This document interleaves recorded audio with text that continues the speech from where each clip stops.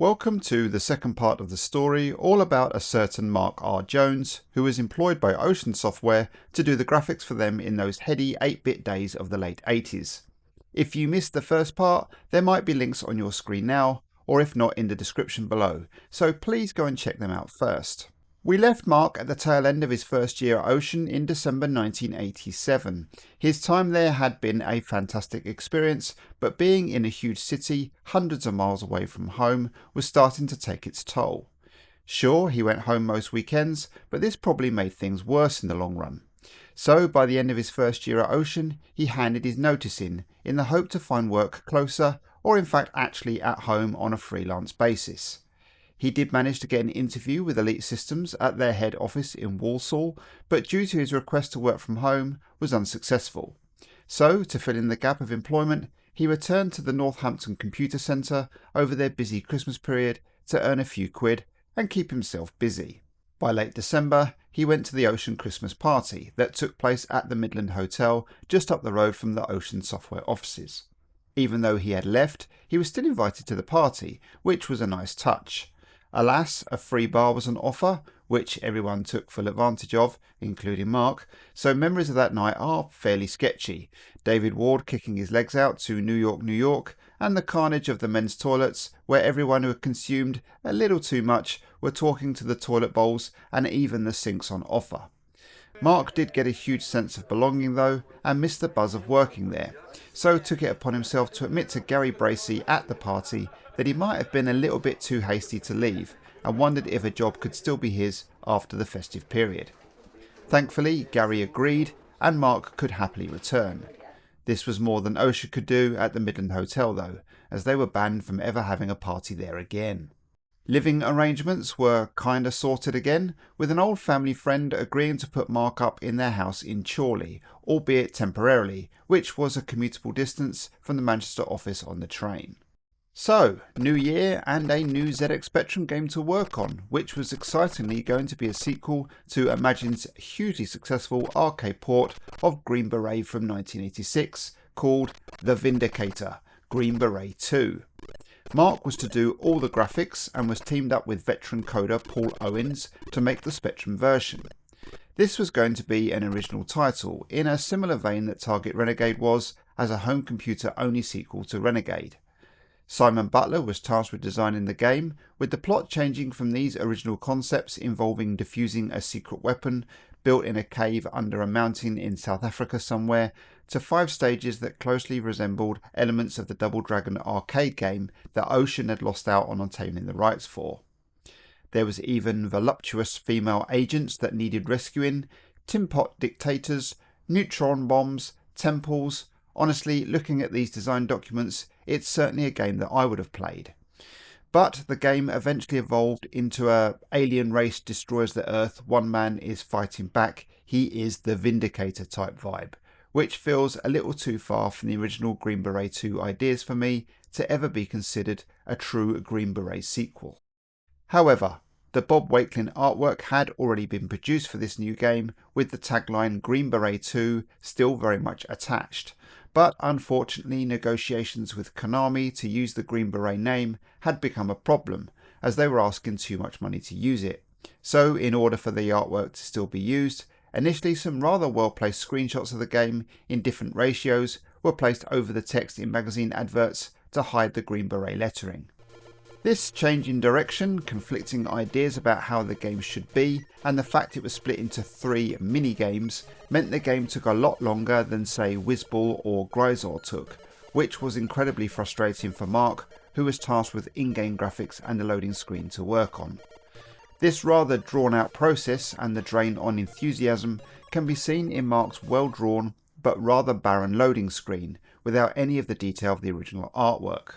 This kind of worked in Mark's favour though, as a memo reached his desk asking all artists on Daley Thompson's Olympic Challenge, Typhoon and The Vindicator to add text to advertise Ocean's involvement at the PC show at Earl's Court later that year.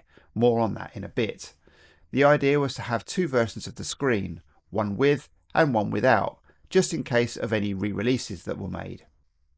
The CPC chaps went one better with their loading screen, with the PC show details, although rather vague, still apparent, and 2 pixel mugshots of Martin McDonald and James Higgins certainly beats just having your name appear.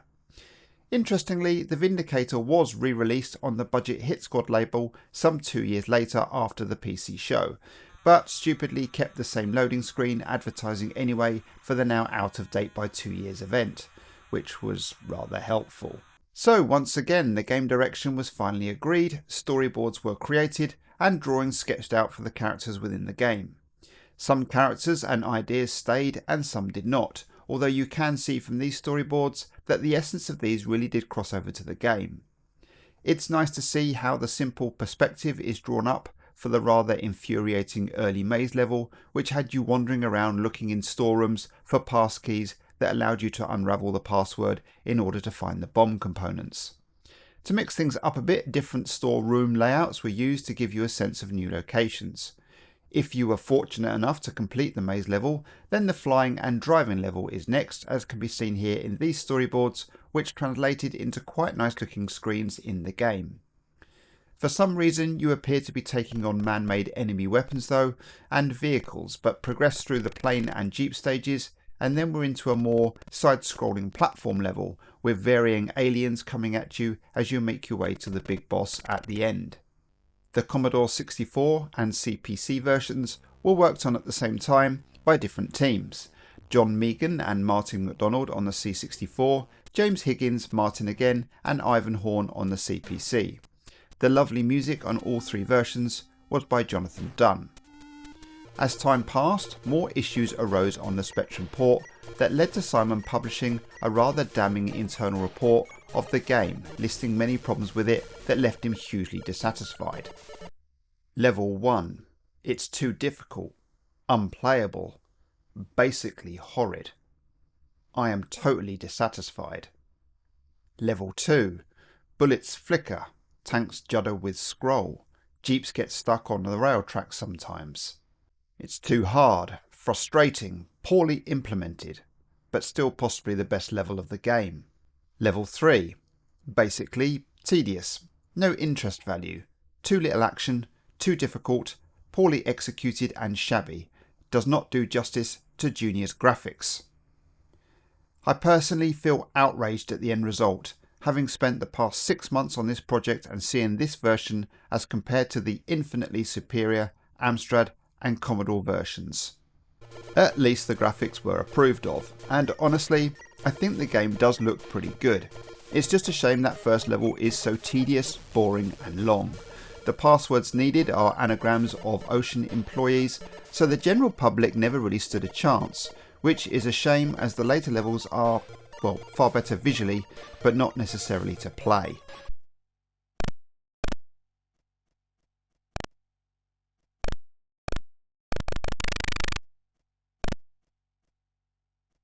So whilst the Vindicator was slowly being turned into a game, one certain game magazine would still have Mark's name in it, sort of. His old school friend Adrian Singh had got his first Poke City program released on a cover tape of Sinclair User. This was pretty cool, as prior to this method, pokes for games would be listed in the magazine itself, sometimes with mistakes, as the pokes needed to circumvent game protection methods were getting larger and more complex to type in. Adrian would use the text at the bottom of the menu to shout out friends, and he put a few Mark's way, as can be seen here, until eventually the reins were handed over to someone else, and Mark didn't hear from Adrian again for another 28 years. A local newspaper also got in touch to interview Mark in a local lad's successful career at famous software house angle, which was a pleasant surprise, although the photograph was in front of a PC at the Chronicle newspaper offices, with not a ZX Spectrum in sight. The reality at Ocean though, with Vindicator taking longer than usual to code, meant that the work had dried up a little, leaving Mark twiddling his thumbs somewhat. Ronnie Fowles had noticed this and asked Mark if he fancied drawing the loading screen for his and Mike Lamb's nearly completed game, Arkanoid Revenge of Doe. So he grabbed a magazine that had a copy of the game's advert in it and started plotting the pixels. Starting with the logo, he then drew the wire mesh that the logo was sat on. This was easy as he only had to draw half of it, then the rest could be mirrored. Then he drew what turned out to be a rather weedy looking spaceship on the left of the logo. Simon Butler came by and had a look at what he was doing and suggested drawing a border box, getting rid of the crappy spaceship and drawing another one on paper first so that he had something to reference from and have it coming out the box on the screen towards the viewer. So, border added, buildings put in place, and then a meteor-looking spaceship created, replacing the old one. The screen was looking much better. Along with the addition of the Imagine logo and the game's credits, the screen was complete and Mark was rather pleased with it. Though it did have a load of black space on either side, so Mark had to do something with those and duly filled them in with multiple The Beatles logos and covered them in black ink and black paper so they wouldn't be visible to anyone who bought the game and was just loading it up. This was just added as a bit of fun for anyone to find if they decided to start messing around with it. Then the moment of truth came when he had to show Mike and Ronnie his creation. Always a testing time in the life of a graphic artist, but happily they both loved it and the screen was put into the game ready for copying onto thousands of master tapes. Nice.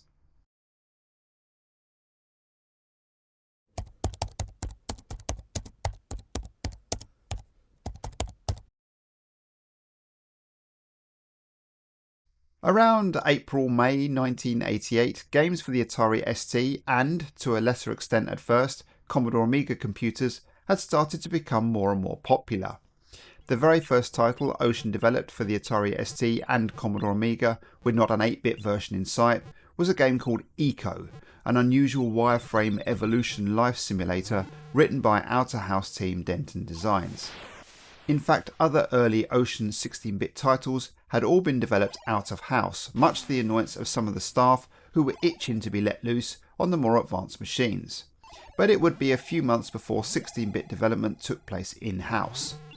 For a while now they'd had loads of Atari STs in the building, but most of them were linked up to monochrome monitors as they were used by the programmers to code their 8-bit titles on, and as such wouldn't run any Atari ST games as they required a colour monitor or a connection to a television to work. As Atari STs grew in popularity and Ocean themselves were developing more and more games for the machine, it wasn't long before they had an Atari ST available to them that they were able to use to load up some games on. They had to be careful though, as being caught by Gary or Lorraine messing around with other people's games whilst at work would result in a verbal dressing, so Simon Butler would bring in the odd Atari ST game for them all to look at, and they'd have a quick go in either their dinner hour or last thing at night just as everyone was starting to go home. What I think is interesting here are what games caught these artists' eye, initially on the far superior 16-bit graphics. A very early look at Broderbund's Typhoon Thompson in Search for the Sea Child's initial introduction animation involving a UFO, for example, that looked very impressive. The psychedelic hyperspace effect in Captain Blood was mesmerising. The jaw-dropping graphics, speed and atmosphere created in FTL's Dungeon Master truly blew them away. This new iteration of home computer graphics was exciting, but also worrying. What if Mark couldn't do 16-bit graphics? At least thumb twiddling in between Vindicator coding was broken up one Friday in July by the late Keith Chegwin, who wanted to interview some of the younger folk in the Ocean ranks for his new BBC series Chegwin Checks It Out. In this particular episode, he was looking at young people who earn vast amounts of money. They wanted to speak to Mark, amongst others, which seemed baffling as he was only on £110 a week after tax. Knowing that Keith and the camera crew were turning up, Paul Owens had the foresight to bring in his video camera from home and record what was going on that day. Being preserved today thanks to Mark's copy, this video footage is the only footage left of those original Ocean offices, so it's brilliant that it still exists. Mark's interview was filmed behind closed doors, thankfully for him, but other interviews that weren't used on the final show are seen here, with David Blake and Gary Bracey both getting interviewed, and Jonathan Dunn's excellent C64 tune to the latest Daley Thompson game can be seen, with Keith surprising everyone by getting pretty nifty on the keyboard and being interested in the Operation Walk game in the section of the office known as Arcade Alley. The show was broadcast on Tuesday the 4th of October 1988 at 4:35 PM, so naturally the office gathered around a TV to watch it, other than Mark, who was hiding around the corner. Mark can be seen working on the graphics of the Vindicator game and then chats briefly about his earnings. There's usually 2 people on a project for a game. There's a programmer and a graphic designer. I'm the graphic designer, and everything you see on the screen is what I do. I draw that. So you draw all those pictures? Yes. Yeah. Now, the all-important question, how much money do you earn? About £8 a year, plus there's usually a bonus at the end of the year. Now, that's a lot of money. How long have you been here, then? Year and 8 months now. So you're around about 16 when you left home? That's it, yeah. Is it true to say there are a lot of 13 and 14-year-old whiz-kids earning a fortune? Not really, no. I think there was at the beginning. You know, the beginning about 84, 85, something like that, but there's none anymore. Do your friends think you're a millionaire?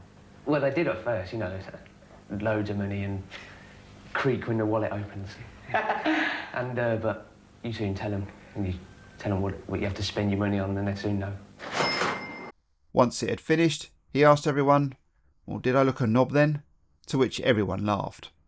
Another funny cameo appearance came in the Commodore 64 version of Daley Thompson's Olympic Challenge, thanks to John Palmer, who had been producing the graphics for the game and had drawn a poster of Mark that was placed on the wall in the sit-up section of the game, showing him in a pair of shorts, looking very weedy and sporting a huge pair of glasses, which even Mark admits was not far off reality. Even though the depiction wasn't very flattering, after similar in Target Renegade, he was secretly chuffed to be included in the finished game.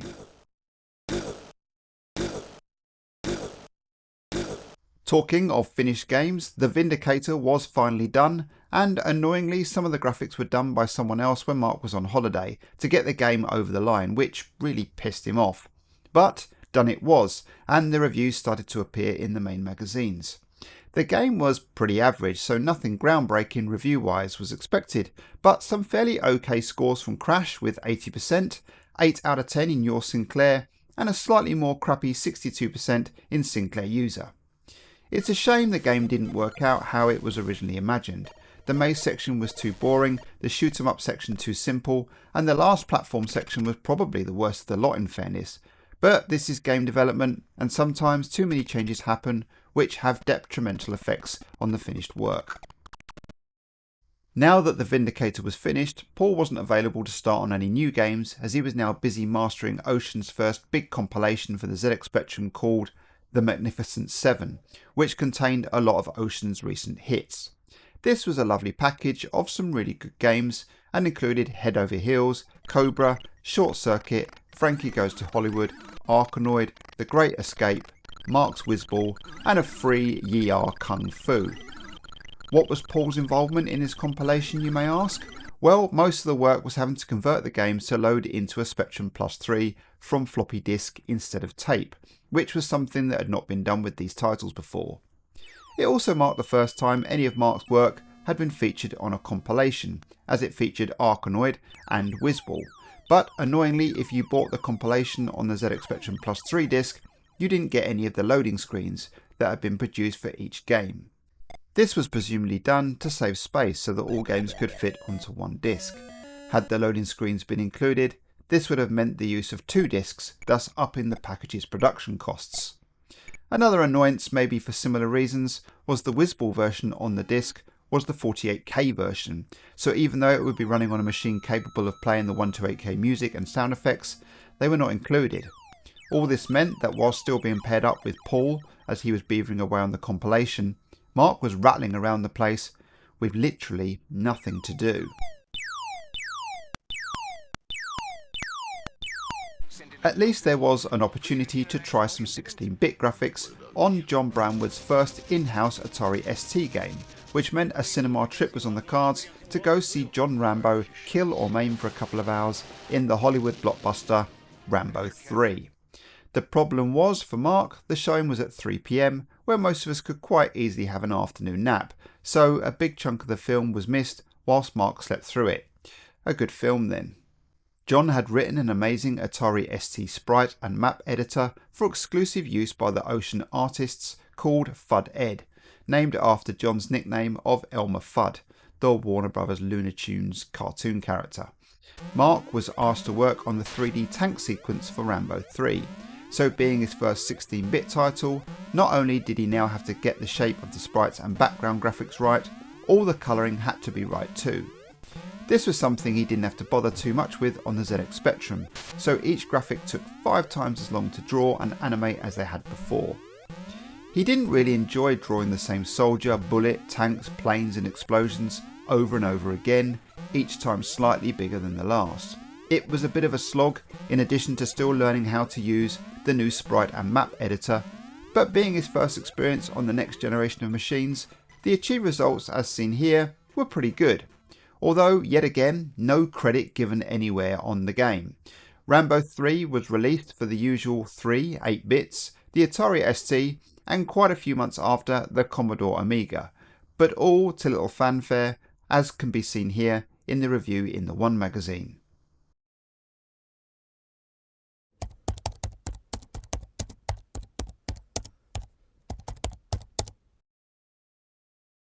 Around this time, the PC show at Earl's Court also took place, and as was customary on these events, lots of Ocean staff attended, including Mark. This got him out of the office twiddling his thumbs at least. Rocky Ming was somehow roped into being dressed up as Robocop to walk around handing out freebies, and a tank was set up in a rocky terrain with grass and everything for advertising the Operation Wolf game. Eventually, another work project materialised with yet another arcade conversion of Data East's Dragon Ninja. This one hadn't been out in the arcades long, having been released in April 1988, and happily Mark found himself back working on the ZX Spectrum ports again. Dragon Ninja was just another side-scrolling beat-em-up though, which was a genre that didn't interest Mark much, but it was something to work on nonetheless. Bill Harbison had already been working on the graphics for the conversion, whilst Mark had been working on Rambo 3, so he was drafted in mid-project to help hurry things along. He was asked to design background graphics for 4 of the 7 levels in the game. A different Spectrum artist did the other 3, and Bill took care of all the character sprites and animations. This sadly wasn't much fun to work on. The play area for the ZX Spectrum version was monochrome to avoid any colour clash. There was no colour to actually play with, so it all ended up looking rather bland. Mark was also not used to having to share his graphics with someone else. It was always blindingly obvious to him which graphics he'd drawn, as they all had slightly different styles to each other. Which, if you know the different people involved, you notice they didn't match. Even now Mark can tell straight away which levels he drew just by seeing them. Here are all the levels playing side by side with who did them titled underneath. See if you can spot the different styles.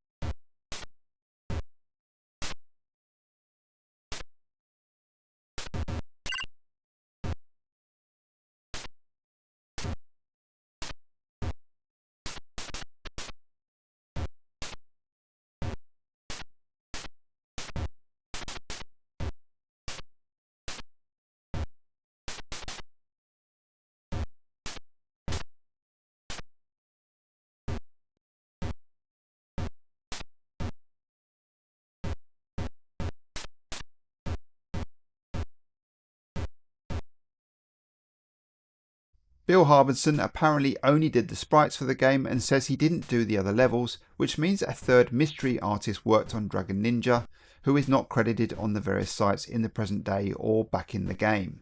Maybe to wreak revenge on Paul back for getting someone else to do some of the Vindicator graphics whilst he was away on holiday, or maybe the inexcusable flickering graphics on Gryzor when games like Cobra existed.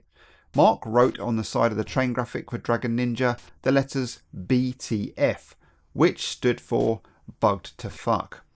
This was much to the amusement of other artists who would point at it and titter away amongst themselves, knowing that Paul, at that time, didn't realise what the letters referred to until he was told many years later.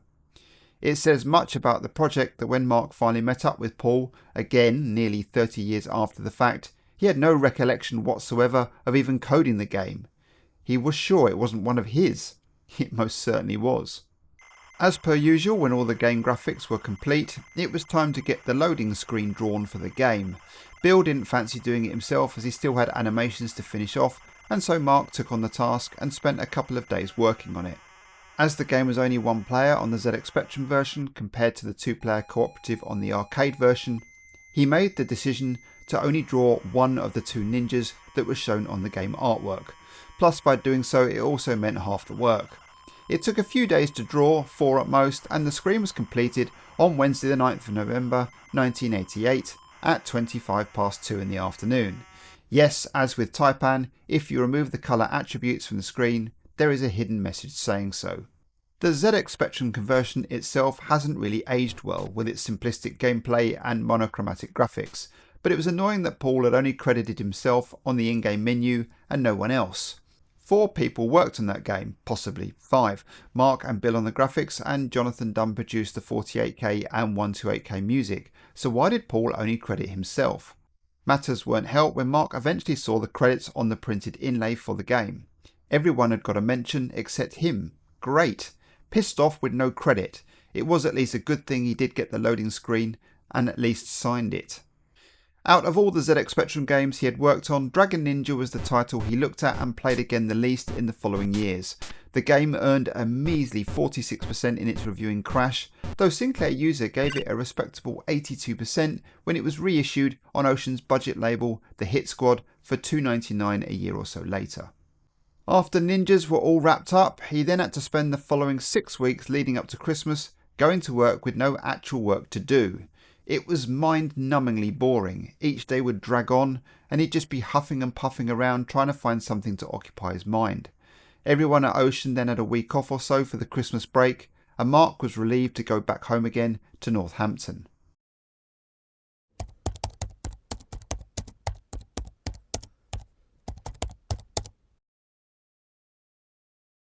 After the Christmas break, work at the Ocean offices recommenced on Wednesday the 4th of January. It was all very quiet, but Mark was really hoping that he'd be teamed up with a programmer early so he'd be able to start on a fresh new game.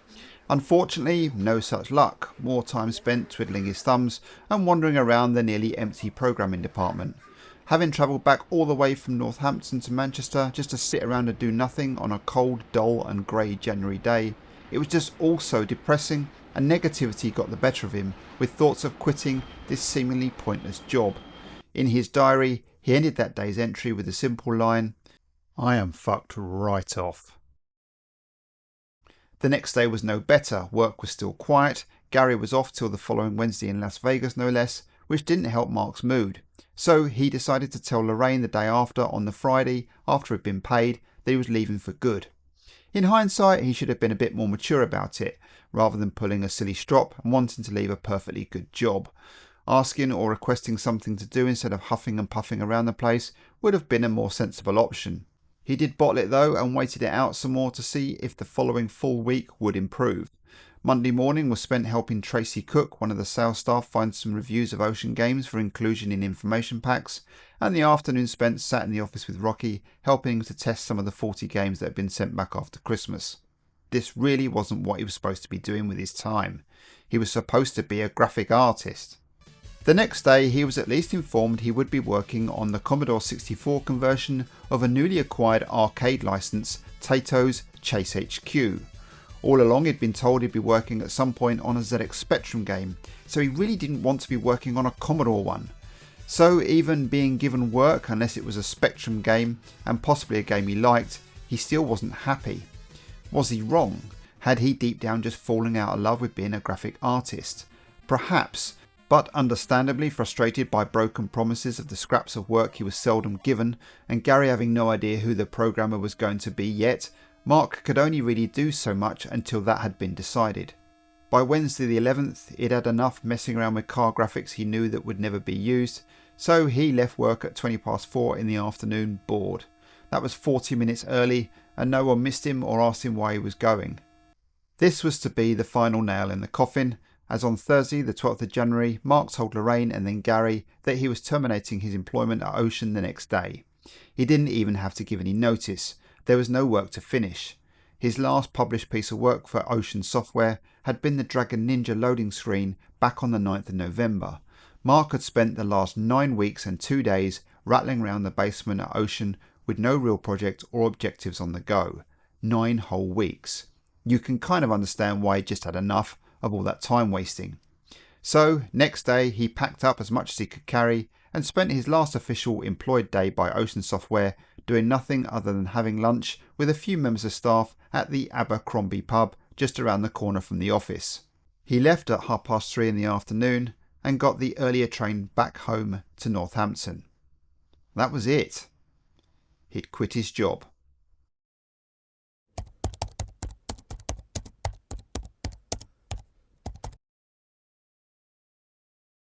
So, was he done in the gaming industry? Well, not just yet.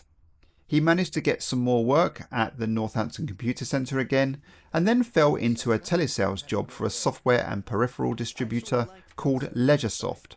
The firm employed at least 10 telesales staff, and they were all of a similar age, though the sales staff didn't mix with the folks who worked in the warehouse. The whole vibe was very much in keeping with the comedy series The Office. Over the first few weeks, Mark became good mates with another telesales guy called Rodney. He was 3 years younger than him, but they seemed to hit it off. He'd never really heard anyone call him Rodney. He was always usually referred to as Rodders. It is definitely Rodney. Oh, well, you live and learn. Mark worked at LeisureSoft through the months of June and July, and then decided that telesales wasn't for him, as another computer shop opportunity arose when Carl Morton, who had worked at the Northampton Computer Centre, opened his own computer shop in town called ServeU, and was looking for a software manager. This was at least a change in scenery, but the novelty soon wore off again, as the longing to do graphics was nagging him in the back of his mind.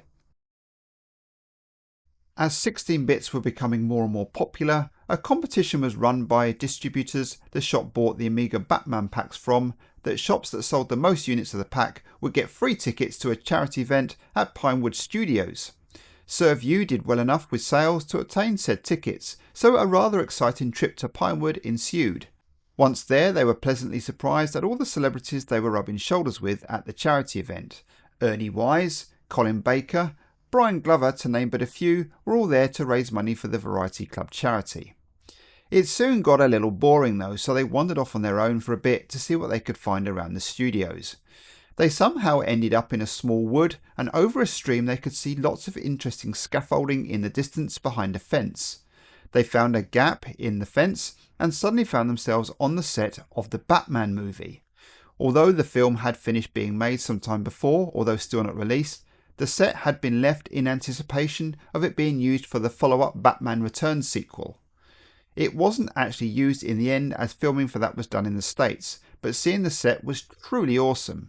Annoyingly, none of them had cameras that day, but now that they knew how to get in, they returned the following week to get these pictures you can see here. Now that is what the prize should have been. In mid-July 1990, Mark received a call from Simon Butler, who had just started working for a new company situated at IMEX House in Manchester called Active Minds. They had 2 games in early stages of development, called Gazza 2 for Empire and Total Recall, funnily enough, for Ocean Software, based on the big blockbuster Arnie movie of the same name. Apparently the Gazza 2 title was on track, but work had already fallen well behind with the Ocean game, and it was time for some drastic action to be taken, or the whole thing could go very well tits up. Simon had told the 2 directors of Active Minds that the game design they had for Total Recall, whilst containing all the necessary elements plus a few unnecessary ones, was far too loose, and that most, if not all, of the work they had done, which wasn't much anyway, was unusable. If they wanted to get anything ready in time, then they'd probably have to start all over again. The so-called lead artist on the game was sacked once it was made apparent to the bosses how they'd had the wall pulled over their eyes for the past few months, and that none of his work was up to scratch.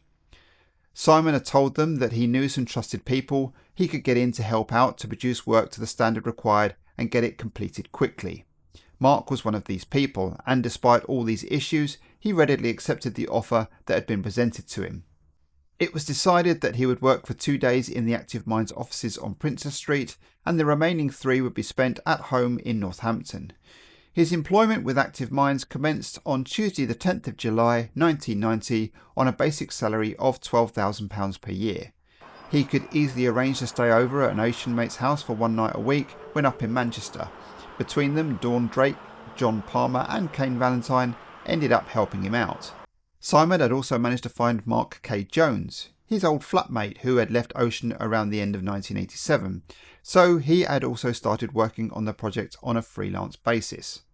Things were looking up again. This was just the sort of arrangement that Mark originally wanted at Ocean way back in the beginning. Simon expanded on what he had told Mark over the phone, and that basically the company could soon be in serious trouble with Ocean if they couldn't demonstrate that Total Recall was nearing completion, which it wasn't. Simon was of the opinion that the two owners of the company hadn't got a clue what they were doing, and after meeting them for the first time, Mark had to agree. They came to the conclusion the two of them must have bluffed it good and proper when they offered to produce a major computer game for all 5 major formats to the then biggest UK software house. The only positive they could see was that Ocean's headquarters were literally just a few minutes walk from the offices of Active Minds. You would have thought that somebody from Ocean would have taken advantage of that and kept a closer eye on things, but that wasn't happening. Active Minds had more or less been left to their own devices. Total Recall was supposed to be one of the big Ocean Christmas sellers, so there was no way it could possibly be allowed to be so delayed that it came out after the festive period. They had to get something impressive up and running soon. Simon by now had a new updated design for Total Recall dated the day before Mark had signed his contract, which would now be the document they'd be working on. At the start of his first day, Mark was told that Ace magazine wanted a screenshot of one of the levels on the Spectrum version for their next issue. Mark knew how to rustle something up really quickly and spent the whole day preparing a mock-up screen that would look like a real game so that it could be sent to the magazine in the last post. For some reason only known to him, maybe as a little dare to himself, he added in the section that shows which objects have to be picked up a used tampon, complete with white base and a red end. It was pretty childish of him, but it amused him at the time, and he didn't take into account the fact that he could get into serious trouble for it, or even end up losing his job. He just wanted to see if they'd print it. And, well, yes, they did print it, but they changed the colours of everything, which made the whole thing look a bit crappy, but at least it was printable. So a bit of karma for a pretty daft stunt that could have ended up quite badly for Mark and the rest of the team. One of the good things about working at Active Minds was one of his childhood Spectrum in programming heroes was also working there. A few years back he had purchased the ZX Spectrum games Max Headroom, 180, Rastascan, Amarut and Zub, all of which had been written by the Pickford brothers. One of them, John, was now working for the same company as he was, programming the Gazza 2 game on the ZX Spectrum and Amstrad CPC. It was pleasing when John turned out to be a really nice bloke too, and the two of them got on really well. Now, you would have thought with a certain amount of urgency that was required to get Total Recall off the ground that it would be all hands on deck, so to speak, as they would be concentrating on that one sole game. Well, no, as Mark also had to work on some graphics for the Amiga and ST versions of Gazza 2 and possibly the ZX Spectrum version. He was given a credit in the instructions but has no recollection of actually doing any work for it. Simon had taken care of the graphics for the football match itself on the 16-bit versions, so Mark worked on various icons that were needed for the management section of the game. Things were plodding along. Mark hadn't seen the ZX Spectrum programmer of Total Recall for a good few weeks now and was eventually informed that he was now working from home. Whenever Mark asked where the latest version of the game was, as he wanted to see how it had progressed since his last visit, he was always told, "Yep, you'll see it tomorrow." We were now entering the month of October. The game had been in development for nearly 4 months and was nowhere near finished. It wasn't even at a playable stage yet. The Christmas deadline was looming. A last-ditch revamp of the design was put together by Simon on the 29th of October 1990. No one other than a few members of reliable staff appeared to show any interest in the game anymore. The Active Mind directors were oblivious to what was going on around them. Any questions aimed at them were replied with answers that didn't really make any real sense, which only resulted in Mark and Simon giving each other funny looks across the room. Finally, it got to a point where Simon was faced with no other choice but to walk across the ocean, which took him only a few minutes, where he spoke to Gary Bracey and told him about the state of the project and that he needed to do something pronto if they wanted a game out in time. Apparently, Gary thought the game was on track and had been told everything was fine by someone whose job it was to oversee the project. Simon was asked to wait in Gary's office whilst he went over to Princess Street to see what if he was told was true. Once Gary had seen the state of things, which probably took a grand total of 8 minutes, then the whole Active Mind side of things was shut down immediately and Total Recall was bought in-house at Ocean. Active Minds were never seen or heard of again. Mark found out years later and was unaware at the time that the original working at home ZX Spectrum programmer had been as good as held hostage at Ocean HQ until he handed in a finished game. Once it became apparent that they were really flogging a dead horse, they got rid of him. The few staff from Active Minds who pulled their weight, Mark, Simon, Fred O'Rourke and Mark K. Jones, were then informed that they were now working with the rest of the Ocean in-house staff team back in the cellars of Central Street, and they all had to work their bollocks off to get the game finished in time for Christmas. Everything produced at Active Minds was scrapped and the whole project was started again for the third and final time. The only graphic work of Mark that survived from the Active Minds Spectrum version of the game was the loading screen. It says much about the project that he drew the loading screen near the very start of it. With all these other Spectrum titles, this had been the very last thing to do. He'd drawn and animated the main sprite, a few baddies, some objects and one map. None of his in-game graphics were now usable because originally the game was going to be a monochrome scroll like the one used in Grisor. This new version was going to use a colour scroll and as such rendered Mark's map unusable. A Spectrum game can't have much colour in a pixel scroll as you have to disguise where the character boundaries lie with the use of black space either side because of the Spectrum's colour limitations. With a character scroll that wasn't necessary as you're moving a whole block of 8x8 pixels and its two value colours in one go. It was now early November, Christmas Day was 7 weeks away and his 2 days a week in Manchester were now being spent back where he used to work 2 years earlier in the dungeons at Ocean. The new 8-bit versions of Total Recall were then coded in a great hurry by seasoned in-house staff and Mark wasn't required to do any work for those. So he was now working on the Amiga and ST versions along with Mark K. Jones. Mark was tasked with creating graphics for the 2 car chase sections. One was set in the city and the other on Mars. He drew the background graphics, multiple cars, which were then animated exploding, and various pickups. On Tuesday the 6th of November 1990, he was paid his monthly Active Minds wage via Ocean, the sum of £675. He had to sign a letter to say he understood that Active Minds remained his employer and accordingly is still responsible for both tax and national insurance due. Many people involved in writing this major blockbuster Christmas release all worked harder than they'd ever done before. Mark though was just really enjoying it and loved being back in the familiar busy hustle of things again. He was working back with all his old workmates and hadn't needed to move back up to Manchester in order to do so. He was well known for working fast and got everything done that was required of him in the very small time frame they had.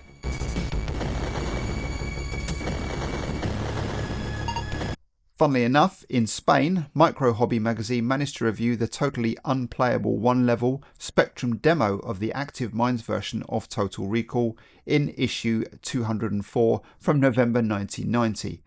The barely runnable version of the game was given a double-page spread and an overall mark of 75%. How anyone came to that conclusion is a mystery because you couldn't actually do anything in it as there was no actual game there to play, let alone review. During this last week, the final touches were made to all the various versions of Total Recall, and much to everyone's relief, the game actually went out just in time for the Christmas market. Total Recall even garnered some really good reviews in the magazines that soon followed. Later, on the 20th of December, Mark received a most welcome £300 bonus for the work he did on Total Recall, which was cool as he'd never had received a bonus at Ocean before. That Thursday evening, at sometime just after 4:40 PM, he left the dungeons of 6 Central Street for what turned out to be the very last time in a working capacity. He walked up to Piccadilly Station and got his last train home to Northampton.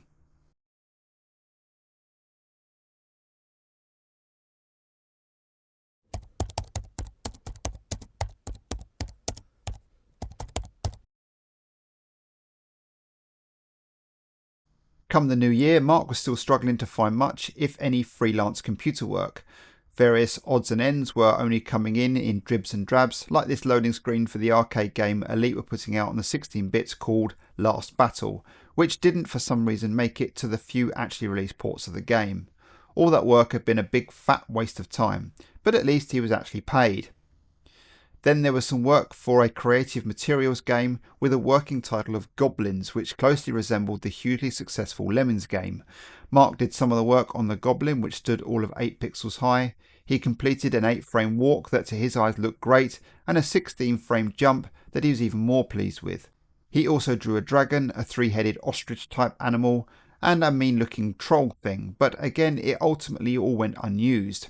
Why? Well, the game was thought too similar to Lemmings, so a completely different direction was chosen with a more Sonic the Hedgehog type graphics. Mark did do a few designs for this, but in the end the project was canned. So, this time no game and no wage. Brilliant. With these small amounts of freelance work coming in, Mark was making ends meet just by working at Servview again. Whilst working at Servview, he still kept in touch with Rodney, as Rodders was still doing telesales at Leisuresoft and would call up Servview to chat about stock, but also catch up with Mark. Although they were not close friends, they'd always had a good chit-chat, memorable on this particular occasion as they'd both spotted each other in town the week prior, both sporting new haircuts. So that was discussed, as was what they were up to that weekend, which on this occasion was about Rodney going away somewhere for a few days.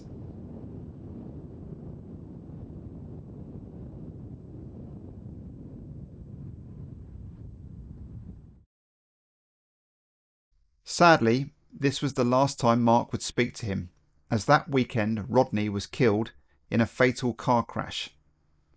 He was just 18 years old. Mark had not known anyone that had died before, let alone anyone so young, so it was an event that stayed with him ever since. All these years later, he can still hear Rodney's voice talking to him on the phone. It really hit him hard. The funeral was just under a week later, which was also the first he'd been to. He just managed to hold it together right until the end, when the song All Together Now by The Farm started playing. Even now when he hears that song, it reminds him of Rodney. He was only speaking to him 2 days before. It just didn't feel real. Outside of working for Servview, he did some graphics for Alien 3, some pickups and icons which may or may not have been used somewhere in the different game versions. Back to the Future 3 featured a DeLorean car done by Mark when the player completes the game, and maybe some other bits that are lost in Mark's memory. He did get a credit on the Sega consoles, which is a very odd one. Why put his hometown in the middle of his name? Then, ex-Ocean software coder Paul Hughes got in touch. He had started his own company called Insight Software, and he was looking for a graphic partner, which turned out to be Mark. Having sparked publisher Bullfrog's interest in a follow-up game to their successful Flood game, Paul needed a graphic artist he could rely on. Bullfrog soon wanted the game, and Mark set on work on some of the graphical elements. This was huge and very nerve-wracking. Bullfrog were a big name in the industry at the time, and here they were, just the two of them with this massive task put in front of them. On top of this, Mark was hoping to go to college, and was hopeful of doing both, but as he lived the closest to the Bullfrog offices, was asked to attend an initial meeting with the Bullfrog guys, which filled him with dread.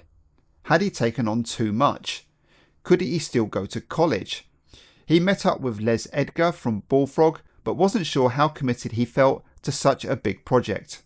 Mock-ups were done, baddies were to be drawn, as can be seen here in his letter from Paul, which also outlines the need for a Sega development system that cost $2,500 back then. It still felt like such a big task, and then contracts were being discussed, which freaked Mark out even more, as he hated that side of things. Fortunately, Bullfrog were really impressed with the graphics so far, and after speaking to Paul about Mark's concerns, agreed that he would just do the sprites and not the maps in between going to college. At least that took some of the pressure off and meant he would get a wage while studying.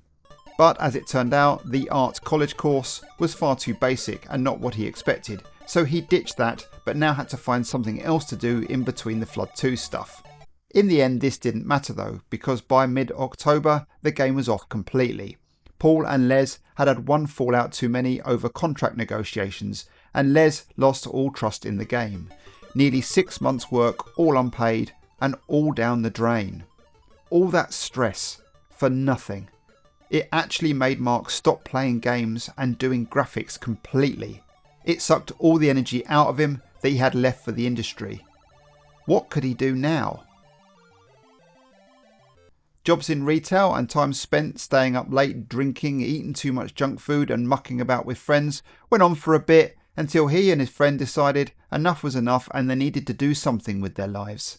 They decided to go backpacking around Europe, and to fund this, Mark sold his AtariST, an Amiga and a large chunk of his 16-bit collection, which he later regretted. The travelling didn't quite go as planned, with a little adventure in Italy and Israel of all places, before running out of money and returning home. Mark's other passion for music took him in a new direction, working for Spinadisc Records in Northampton, which was an enjoyable time, working in the store and even getting into DJing and managing a band for a few years. It was pretty obvious at this point that computer graphics were now very much in the past.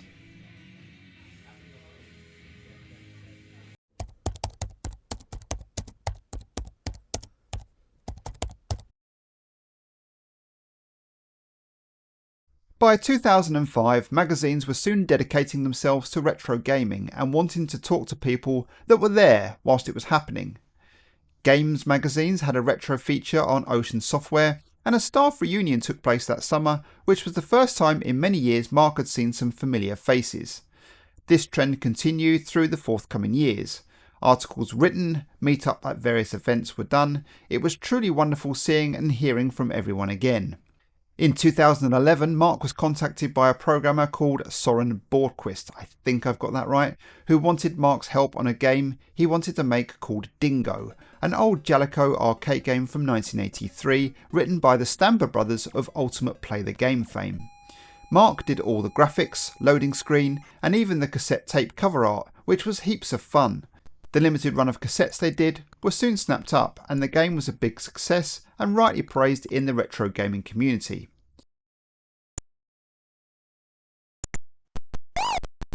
Fast forward 6 years, and Mark finally got together with his old mate Adrian Singh again, some 30 years after their first game together, to make a ZX Spectrum version of the arcade classic Mr. Do.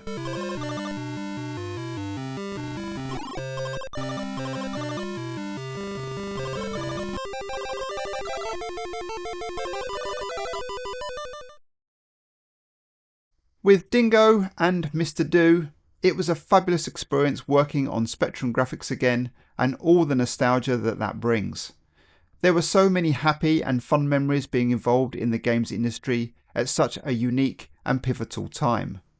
So many games in that 8-bit era gave us, the players of those games, experiences that a lot of us will cherish for the rest of our lives. And for Mark, he was there. He was doing it. All when he joined Ocean Software at just 16 years old.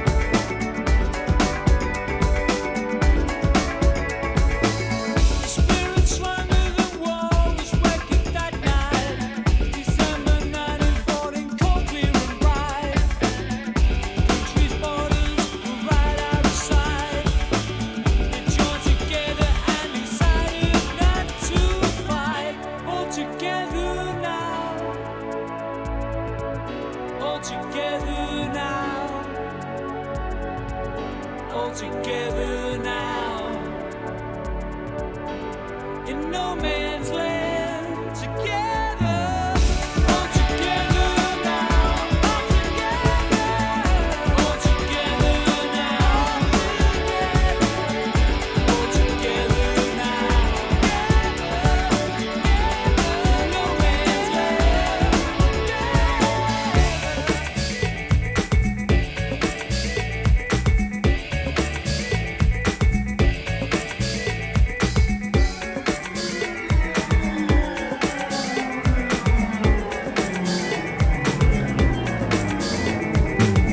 Same old story again.